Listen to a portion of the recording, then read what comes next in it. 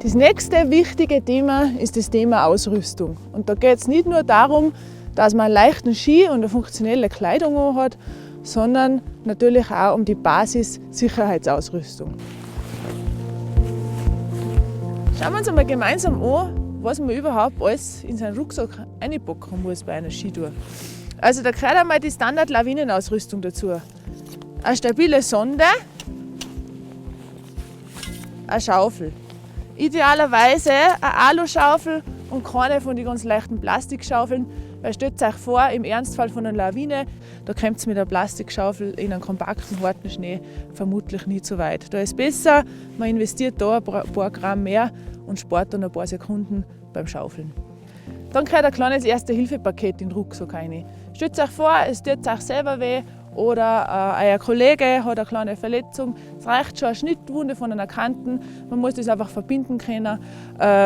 Genau, wiegt nichts und sollte unbedingt dabei sein. Die nächste wichtige, der eventuell sogar über Leben und Tod entscheiden kann, ist die Alu-Rettungsdecke. Die hält euch im Notfall warm.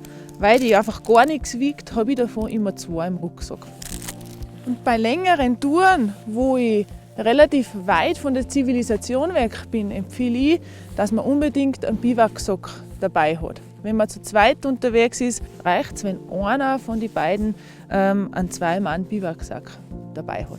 Dann gehört mittlerweile auch der Helm zu einer Standardausrüstung dazu. Bei der Abfahrt setzt man sich den auf, weil im Falle eines Sturzes könnte man mit dem Kopf auf einen Stein oder auf einen Baum prallen und sich so eine schwere Verletzung zufügen. Das verhindert man mit dem Helm. Ich finde es auch ganz wichtig, dass man eine warme Isolationsjacke mit hat. Falls sich irgendwer wehtut oder falls es kalt wird beim Abfahren, ist es super angenehm und es hält einfach warm. Ich habe auch immer eine Isolationsflaschen mit, wo ich mir daheim ein warmes Wasser oder einen Tee einfülle. Ihr seht, da ist ein Haufen drin in so einem Rucksack. Aber 2 ganz essentielle Gegenstände, die habe ich euch jetzt nicht gezeigt, weil die trage ich direkt am Körper.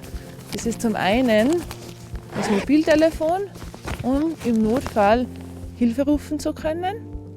Und zum anderen das LVS-Gerät. Das trage ich direkt am Körper. Das ist von Beginn der Tour an eingeschaltet und von meinem Partner gegengecheckt, ob das auch wirklich sendet. Die beste Ausrüstung, die bringt euch nichts, wenn ihr im Ernstfall nicht wisst, wie ihr damit umgehen müsst. Deswegen übt das regelmäßig, idealerweise gemeinsam mit eurem Tourenpartner.